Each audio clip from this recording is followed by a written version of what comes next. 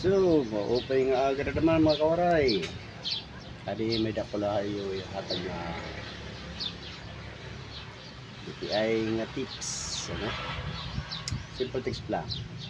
Kung paano pinakamadali mag-bud blush for GG1 engine.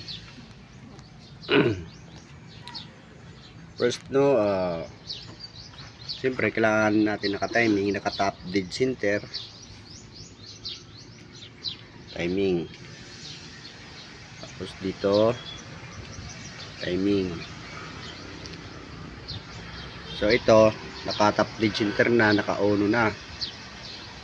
Pag naka-top dead center, matic na yan. Ang mag-o-open na valve ay ang una sa intake.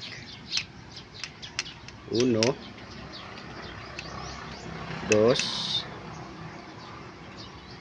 3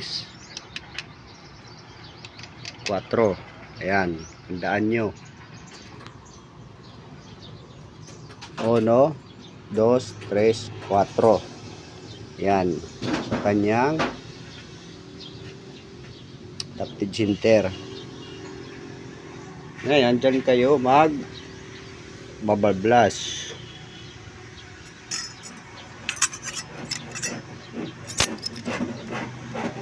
Ito, ayan, luwag.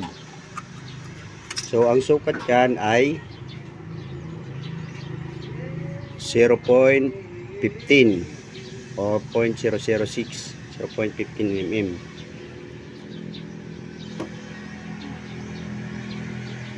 Yan, katapos niyo isukatin tong 1 2 3 4.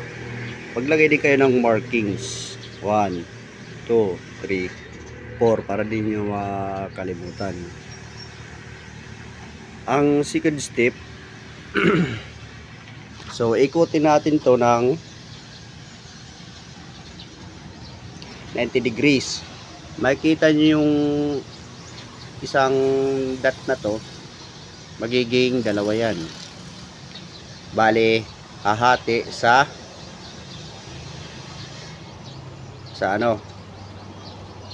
sa degrees. So ikot tayo.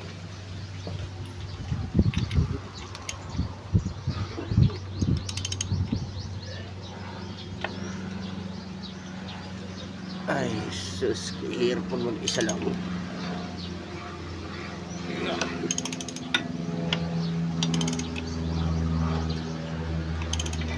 So ayan na. So tayo natin yan. Yan. Okay. So, nakalahati na siya, no? Ngayon, mag-o-open naman itong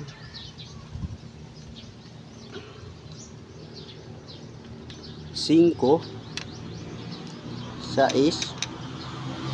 7, 8. So, dyan na naman kayo ulit bubble blush. Yun lang, ganun lang. Ganun lang kasimple. Pinaka mabilis. So, yun lang guys. Sa ngayon.